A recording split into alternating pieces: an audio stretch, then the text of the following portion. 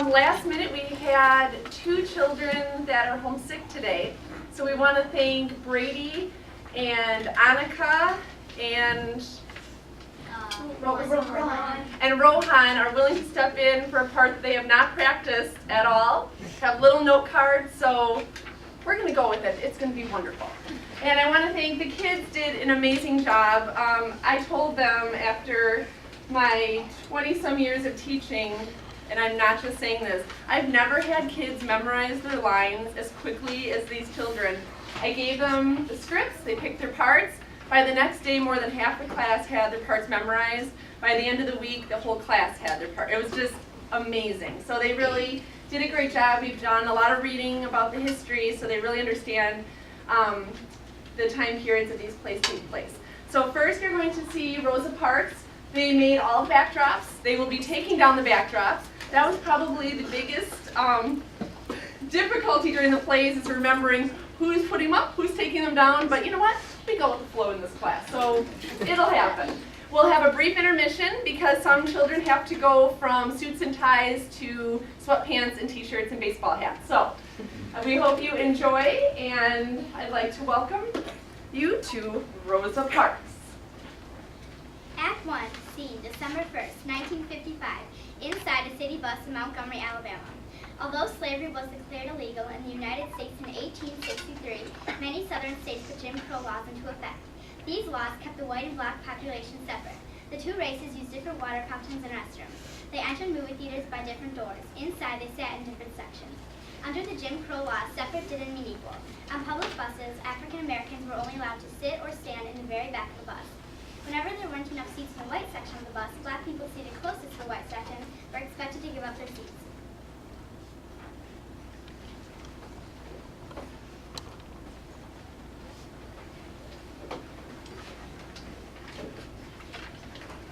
Oh, it feels so good to sit down. It's been a long day.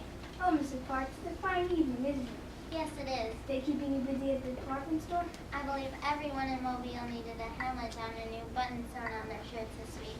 Where's the NAACP workshop being held? We got rooms at Alabama State. I just found out tonight.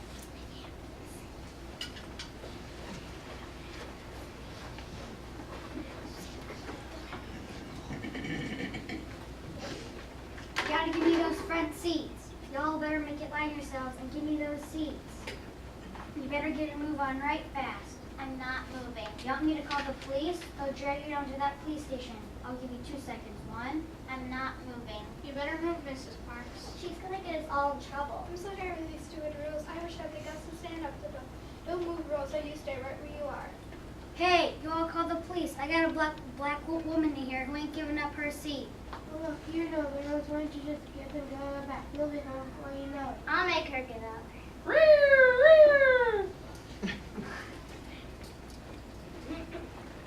What's the problem? That colored woman back there won't give up her seat. Go get her. Why didn't you just stand up when you're supposed to? I'm tired. I pay the same money as anybody else, and I deserve to sit down. You'll get to sit down all you want in jail. Look, you know the rules. Let good doesn't do their break then.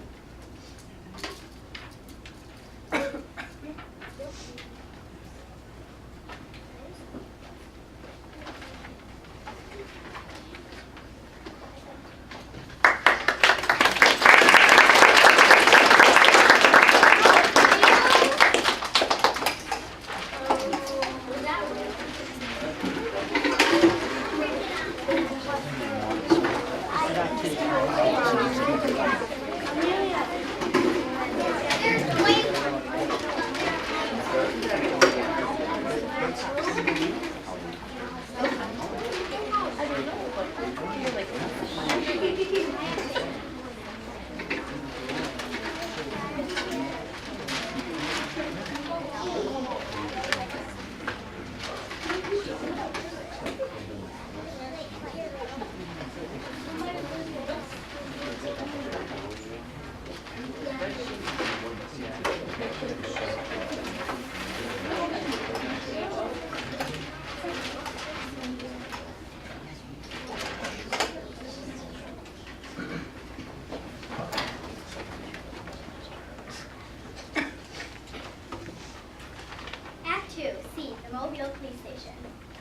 like to make a phone call. Forget about a phone call. What's your name? Rosa Parks, Address?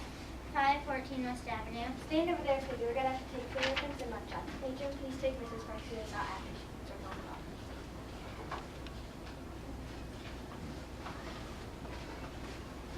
Come on, you're not gonna let her make a phone call. She'll call what's his name at the NAACP. She works for him. I think we can handle the NAACP. One call. I have to ask you to make it short. Parks, it's me. I'm in jail. No, I'm alright. They haven't hurt me. Just come and get me as quick as you can.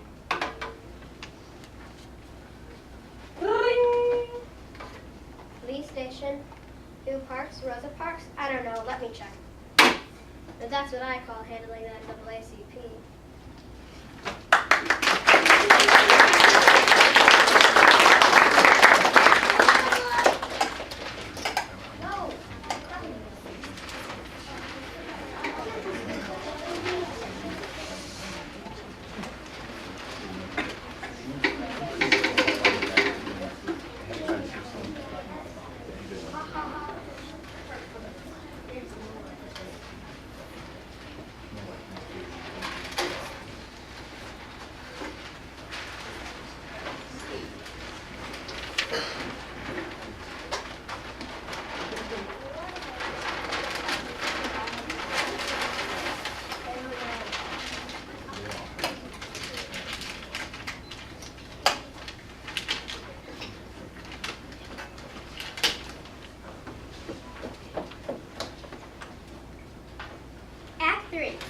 Parks living room.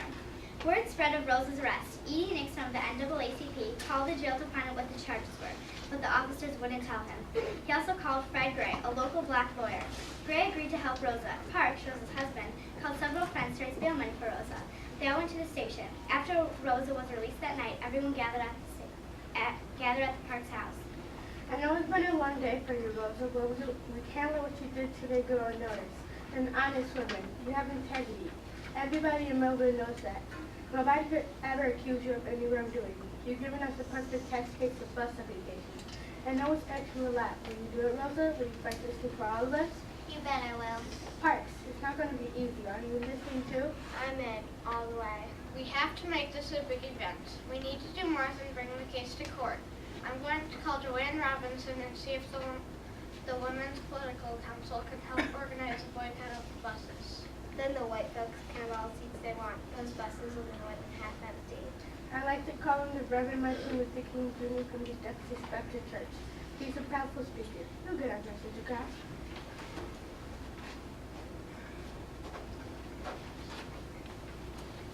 It looks like we started something, and they're right. It's not going to be easy. It's going to be easier than always having to give up your seat.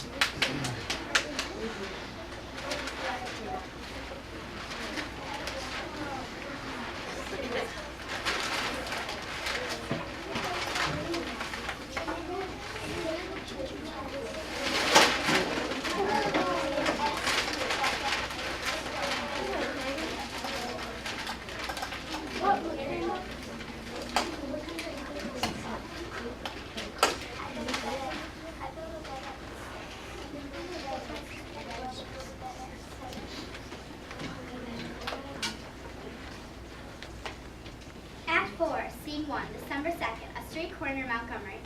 The next day, members of the Women's Political Council passed out handbills about the boycott on street corners and at bus stops. Don't ride the bus on Monday. A Negro woman has been arrested and put to jail because she refused to give up her seat. If you work Monday, take a cab, share, ride, or walk. Call us and we'll help you get to work. There's a meeting on Monday night at 7 o'clock at the Holt Street Baptist Church. Find out more about what we can do.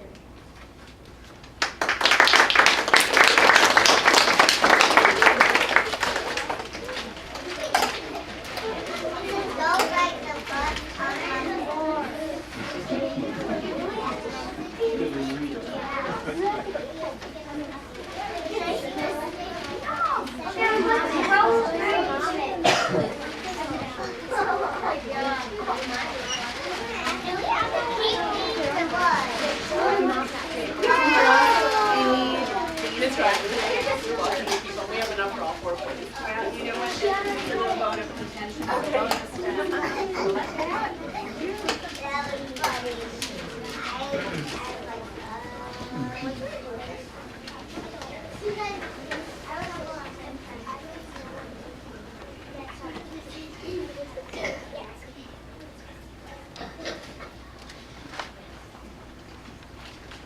Scene 2, December 5th, 1955, the Whole Street Baptist Church.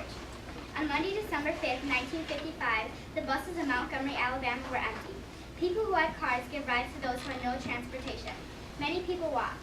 That night, the Whole Street Baptist Church was packed. People wanted to hear more about the boycott. Martin Luther King Jr., leader of the newly formed Montgomery Improvement Association, led the discussion. There comes a time when people get tired. We are here this evening to say that we are tired of being kicked about. We have nothing left to do but protest. Our protest will be nonviolent. Our method will be to persuade. We must remember what the Bible says.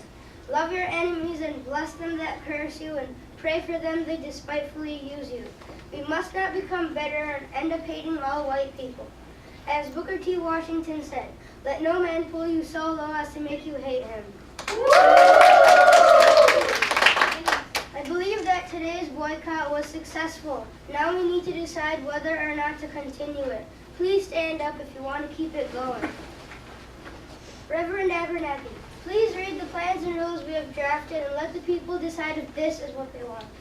Here are the conditions that must be met to end the boycott. Number 1, all Negroes shall receive polite treatment from the bus drivers. Number 2, all passengers shall be seated on a first-come, first-served basis. Number 3, Negro drivers shall be hired on routes through Negro neighborhoods. All who agree to these conditions, please stand. Now let us show our gratitude to Mrs. Rosa Parks. The Montgomery bus boycott lasted an entire year.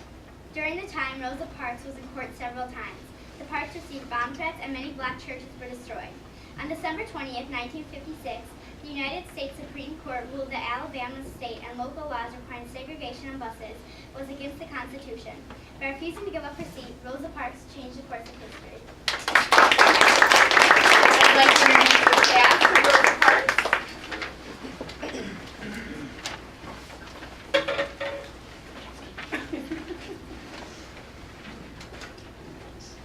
The narrator was played by Tess Grunder.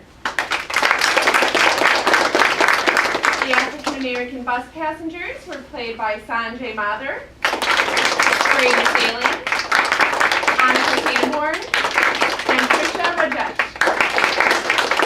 James Blake, our angry white bus driver, was played by Ashton Glass. The white bus passengers were played by Jamal Davis, Kaya Goldstrand, Javier Burrell, Pirana Paleti, and Lily Sather. The jail matron was played by Annika Sanborn. The police officers were played by Max Lowndes and Maddie Johnson. E.B. Nixon, president of the Mobile chapter of the NAACP, was played by Javier Burrell. Fred Gray, an African-American lawyer in Mobile, Alabama, was played by Brady Salin. Raymond Parks, Rosa's husband, was played by Lily Sather. Members of the Women's Political Council was played by Pirana Paleti and Julia Lobau. Martin Luther King Jr. was played by Rohan Kamuri. The Reverend Ralph Abernathy was played by Lily Sather. And Rosa Parks was played by Lauren Mays. The cast of Rosa Parks. Thank you very much. We are going to have a brief intermission as we get ready for Jackie Robinson and play some ball.